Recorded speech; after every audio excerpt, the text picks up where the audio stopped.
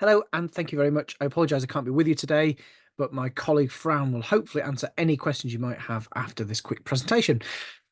So, as you may know, I work with Wildlife Acoustics.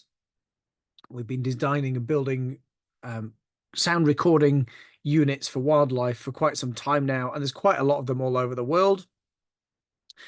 We make handheld recorders and ones that you can put out for long periods of time. And really, it's the latter I'm going to concentrate on, the little green boxes that we leave out for long periods of time. And kind of how to set not just our equipment up, but any equipment up, and some of the things that you may need to do or consider as you're undertaking a setup or you're choosing pieces of equipment. So what we are going to consider today is we're going to be looking at recorder choice and those settings. These are kind of interlinked, so I'll be flitting backwards and forwards, but we'll also be looking at maybe how to sample or not to sample, and that could be sound or space. And really what we need to know about the animals that we're trying to record before we record them, and how that influences our choice, and then what are our expectations. So the question I get asked is, can we create a single deployment design to apply to all recording situations? And really, the answer to that is no, we can't do that. Every animal has its own little acoustic niche, and we need to sort of exploit that and find the best way of recording. It's the same as taking photographs. You will need different equipment for photographing a cow in a field or a bat emerging from a roost at night. So it's the same when it comes to audio recordings. We need specific equipment for a specific task. And generally, how we have perceived people putting out recorders is probably in this order. People throw out the recorders, they collect some data, they undertake analysis, and then they get some outcomes from that analysis. And really, before you start any sort of project, we have to flip that on its head. We need to kind of know what our outcomes are going to be. And the reason that we need to do that is because we need to look at how our data is going to be analyzed. Is it one person analyzing the data or lots of people analyzing the data? How much data are we going to collect?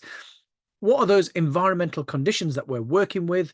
And from that, we can maybe come up with what the recorders and setup is most appropriate for our specific project or task. And there are lots of things that affect recorder setup or influence them.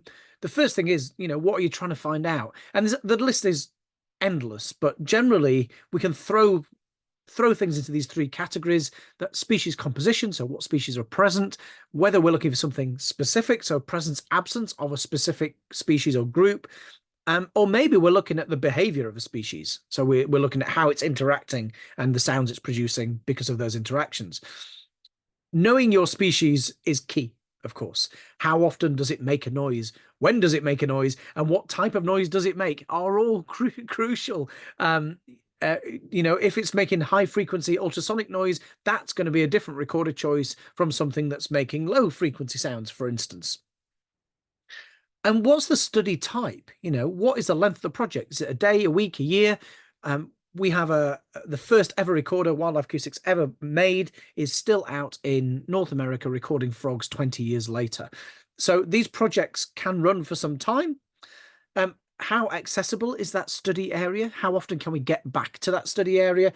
Who's involved in the study? Are these a lab full of bioacousticians, or have you got a load of citizen scientists putting out equipment? And crucially, how is that data going to be analyzed? Are you doing it yourself? Is it going to be a team of people? Are you going to subcontract it out? How is that data going to be analyzed? And to throw more into that dilemma as well, when you're looking at equipment, we can look at the other factors that are tearing you apart when you're choosing that. Cost is a big element. How costly is it? What's the quality of the recording? How flexible is it? Can we use it for other species rather than my target one? How long is it going to last out in the field with battery? Is it reliable? And how easy is it to use? This is a really crucial one, especially when looking at citizen science and tired ecologists. I'm an ecologist. I work at night quite a lot. I get tired, so I want something that's dead simple to put out. So knowing a little bit about your species is kind of the first key. And it could just be time of day, how often it calls. We kind of mentioned this a little bit. You might not know, it might be the Loch Ness Monster and you've never heard this thing make a noise. So therefore you're guessing a little bit. But generally, we can throw all of our creatures in some sort of vocalization category, either infrasonic, acoustic, or ultrasonic. Now, animals don't read the books, so they may fall outside of these areas. So we may get something that's between acoustic and ultrasonic, like a lot of invertebrates, or we may get something that's between acoustic and infrasonic, things like elephants. But don't worry, because recorders are kind of equipped to sort of deal with this as well. An acoustic recorder, so acoustic recorders are designed for human hearing range, but they go below human hearing range usually, and they'll go quite a bit above human hearing range as well. Ultrasonic recorders will do the same thing. They will go a lot lower than 20 kilohertz, which is the cutoff for ultrasonic signals. So there is a limit of flexibility here.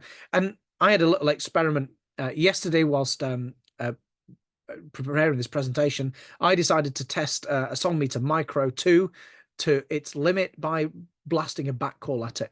So the song meter Mini Bat 2 is at the top, and the Micro, which is an acoustic recorder, so shouldn't be able to record bats, is recording bats quite happily there. It's not as clear or as defined as the Mini Bat 2, but it has done it. So we can push these recorders to the limit, but I would always choose a device that's meant to do the job.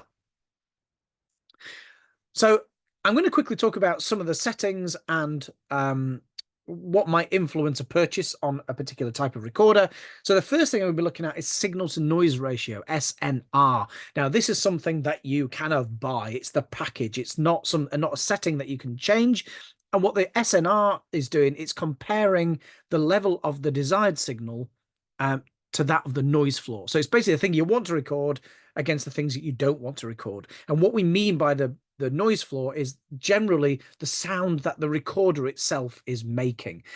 Every recorder will make some sort of electronic hum or similar sort of sound. And what is the difference between those? And, why does this matter? Well, the higher that SNR, the better it is to capture faint or distant calls. And as a rule of thumb, and this is kind of in lab settings, this is not kind of out in the field, but a 6 dB increase in SNR equates to recording double the distance. So that is kind of quite significant. And I'm going to do a quick comparison here. This is the SNR difference between a song meter Micro, an Audio Moth, and an Audio Moth 2. So the Micro is on the left-hand side, and we can see it's kind of captured a nice little clear call. But if you look at the bottom here, we've got a bullfrog. If we look at the Audio Moth 1, we don't have a bullfrog anymore. Now, Audio Moth don't make these anymore. They're on this one. So they've obviously upgraded, and we can still get our bullfrog. That's great. So we've got our recordings. The thing where I'm trying to explain the SNR is this fuzziness in the background. So we have less fuzziness in our recordings than an Audio Moth has in its recordings, especially in this particular area. Now, that's all well and good. And you think, well, there's not much difference there. The best thing to do is to throw it onto a graph and kind of show you the differences between a Micro 2 and an Audio Moth. And this is not trying to slate Audio Moth. They're like this $70 device. It's kind of to show you the difference with a quality of recording. And we can't necessarily just say a Micro 2 is 6 dB better than an Audio Moth. And the reason we can't say that is because each device has a different frequency response at each frequency. So it'll be more sensitive or less sensitive at different frequencies. Generally, what you want from a recorder is a nice flat frequency response, like this big blue line down here. You don't want one that moves around too much. But what we're looking at with the SNR is the difference between the top blue line and the bottom blue line, and the top red line and the bottom red line. And you can sort of see there is a difference.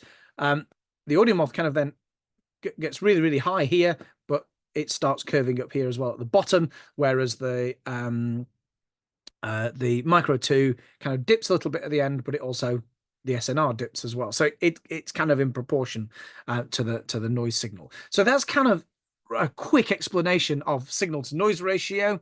Other things that we need to consider when we're recording And this is pretty much all static recorders record in a WAV file format. And that's kind of what we want to do. Handheld recorders, you may get options to record in MP3. Don't record in MP3. So MP3 is a sound, is a like a music file, and it's designed for human ears.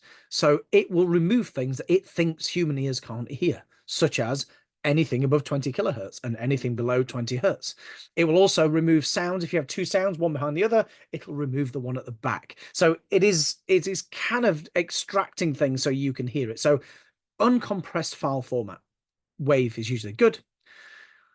The bit rate, what this does is increase what's known as the dynamic range. So the dynamic range is the increase in the quietest thing to the loudest thing that you can record without distorting the signal. So that's basically what it is. So if you increase the bit rate, that dynamic range gets larger. So it means you can record louder things that are close up and quieter things that are further away. That's kind of what it means. Generally, all recorders are 16-bit recorders that are static that you put out in the field. There may be 24-bit that's starting to come out, but really 16-bit is probably your only choice. But I just want to put that out there because when people say, is it a 16-bit recorder or 24-bit recorder, you're going to be recording in 16 bits. Sample rate. So this is slightly more complicated and will affect your recordings a lot more. So the sample rate is the number of samples of sound we're taking per second. And this is really easy to demonstrate if we look at like film instead. So the more pictures which are taken per second, the better the definition of the movie. And that's kind of what we're sort of doing with sound. But the higher the sample rate, the larger the file size. So let's have a quick example.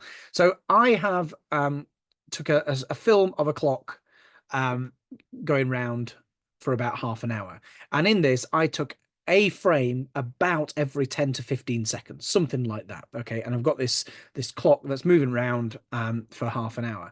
If I want to record a string vibrating, moving backwards and forwards, I can't use a frame every 15 seconds. I've got to use a frame or many frames per second in order so I can see that string moving backwards and forwards, and so I can slow it down.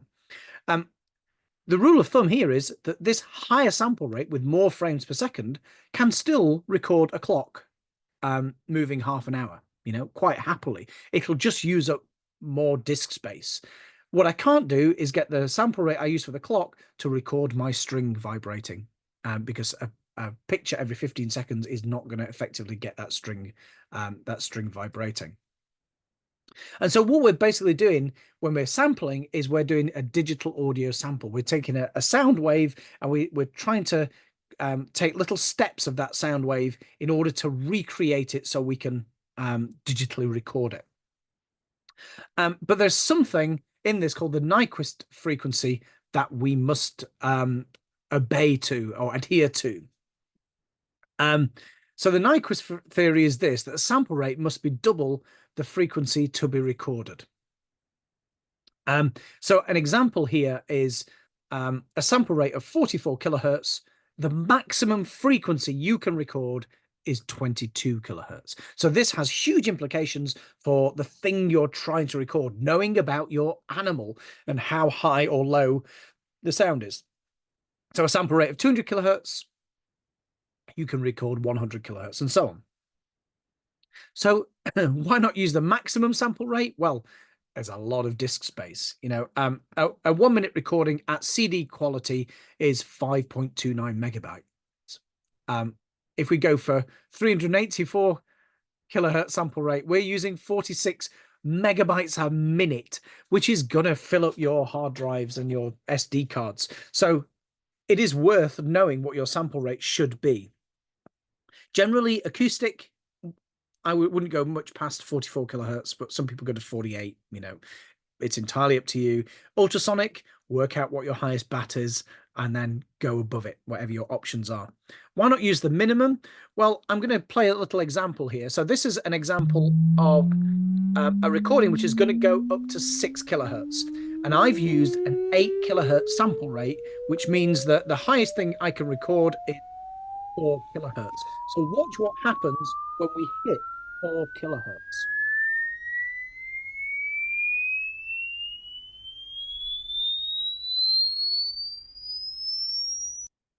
Okay, so the signal's kind of bounced back on itself. It's kind of like reflected almost. It should have carried on all the way up here, but it hasn't. This is called aliasing, and it can be a huge, huge problem if you've got a low sample rate. So let's put a scenario here. Supposing we want to record owls. So owls tend to be vocalized between these two areas, between 1 kilohertz and 2 kilohertz. That's kind of the rough vocalization area.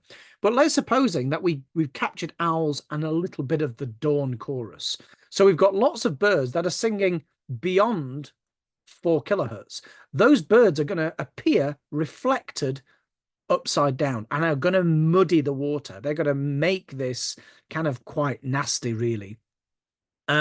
So sample rate is an important thing. Now, most of wildlife acoustics equipment has anti-aliasing built into it, so it's not much of an issue with wildlife acoustics stuff. But if you've got other equipment, other recorders, handheld recorders or whatever, it doesn't have or may not have that installed. I just want to put it may, but it may not have that installed. So it's something to look at when you're choosing a recorder or choosing a sample rate. And the last setting that I really want to kind of focus on is gain. This has a huge implication to your recording. So what is gain? So gain boosts the input level of your audio signal. So in layman's terms, if a sound you want to record is very loud, you want to lower the gain. Otherwise, it's going to distort. It's going to what's known as clipping, and it's going to be more difficult to identify. If the sound you want to record is very quiet, then you may want to increase the gain, but turning that gain up doesn't mean your signal will become any clearer. It just means that you have turned everything up. The best way of trying to explain this is that gain and volume, is it the same thing? No. So volume is the decibel output of something. Volume is the thing that's going into your headphones or your coming out your computer speakers. Gain is the decibel input of something. And this really matters because if you turn the volume up on a stereo, things just get louder. The signal is preserved and you're maintaining this distance between the noise floor and the sensitivity level, so the frequency level at the top. Okay, so you're maintaining this distance, which is kind of what you kind of really need to do. When you mess with the gain, what you're doing is you potentially turning this noise floor up, and it will get to a point where things are just going to start distorting. And I'll give you a little example. So I'm a guitarist, and guitarists love gain. We love rock and roll. So here is a quick example with no gain on a guitar. Okay, and here's an example with lots of gain on a guitar.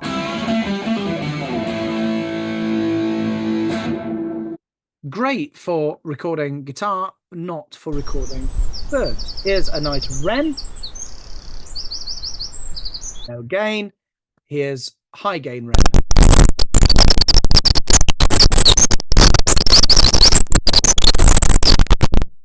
And what a lot of people try to do is to throw a recorder out, turn the gain up really loud, thinking that they'll cover a larger area, which brings me on to my last points, really. How many recorders do I need? And this is, there's lots of variables in on this. And we can sort of look at the size of the area. How loud is the thing you want to record? I mean, this is sort of quite basic stuff. You would have different number of recorders for these two species, for something where the sound is traveling approximately 5 kilometers to something that's traveling 3 meters. But would you have a recorder every 3 meters? Probably not. We're doing sampling of some descriptions, either sampling over time, sampling over an area, or sampling over different areas at different times. So if we look at data collection over time, we can record continuously if we really want to. You'll not miss anything, but within the range of that recorder. But do you need everything? Maybe you want to focus that a little bit more on when the animal's active. So nocturnal surveys or daytime surveys, depending on whatever you're dealing with, or even when the animal's most active. So things like dusk and dawn choruses, if that's the thing that you're kind of interested in. But we could sample within that as well. So maybe sample 1 minute in every 10. So if we leave this out for a long period of time, and we sample 1 minute in every 10 at the dawn chorus, then we'll probably get the same species composition as if we'd recorded the entire dawn chorus, if we left it out for a long period of time. We could go even further and go 1 minute in every hour. This would be really useful for species that constantly call, say amphibians that are making constant racket at night, all night, every night. And we don't need to record all night, every night. We might just want to know that they're present on that particular day. So 1 minute in every hour would be fine. The third option is to use triggered recordings, which we can only use for ultrasonic signals and is really more appropriate to bats rather than anything else. But we can't use triggered recordings acoustically because there's too much acoustic noise out there. And when we're looking at sampling over space, we're never ever going to be able to cover an entire site with recorders. But what we can do is move recorders around, so we get a picture of that entire landscape on our different recorders and how different animals are using that. There are a few more things to consider, though, whether we're talking about sampling or continuous recording. And the first is the equipment that we're going to be choosing and how cost effective it is. So I'm not going to go into too much detail about this, but I'm going to compare these three recorders that we've got: the SM4, the Mini 2, and the Micro 2. And, if we're just to go and buy them, being cost effective, we can buy 2 SM4s for the price of 3 SM Mini Bats, Song Meter Minis, for the price of 10 Micros. So, this could affect how you're deploying. I could put 10 of these things out, but we then have to take into account how long the batteries work for. And this is a cost. It's not the cost of the batteries, it's the cost of your time going and replacing them. If the site's across the road from where you live, brilliant. You can get out there on a regular basis. If the site's 2,000 miles away, then this might be more problematic. So 1 Mini 2 with a lithium batteries in will be 4 Micros and 2 Minis or 2 SM4s, or we can go the whole hog and put external power or a solar panel or something like that. And it's worth considering right at the start, what is your equipment needs for that site. Also, where you want to stick it, where you want to put this thing out. Generally somewhere close to the thing you want to record, away from thieves, and believe it, away from animals. And what we say away from thieves, we tend to have to hide things. And we hide things because we don't want people to steal them, or we don't want animals to eat them, or for whatever purpose. The thing is that this will affect the recording, that your recordings, shall we say, because at the moment I've got a wall which is blocking half of the sound from the back of this recorder. These are omnidirectional recorders, so they record all the way around them. But I'm not going to get anything behind me. So putting these things out is a compromise. Away from animals, oops. This is a long-tail macaque eating a microphone. This is not a long-tail macaque in the picture, by the way. I do know that. So there may be need for animal protection, depending on what sort of animals are in the area. And things like wind is well worth considering. So this is 2 microphones, one's facing the wind, which one you can hear, and one's facing out of the wind. And that low rumble, again, we go back to signal to noise ratio. And it's a noise that you don't want. We can't help it. It's nothing to do with the recorder, but it's a noise that you don't want to record, as opposed to the signal that you do want to record. So in conclusion, you need to select your recorders and setup based on your project.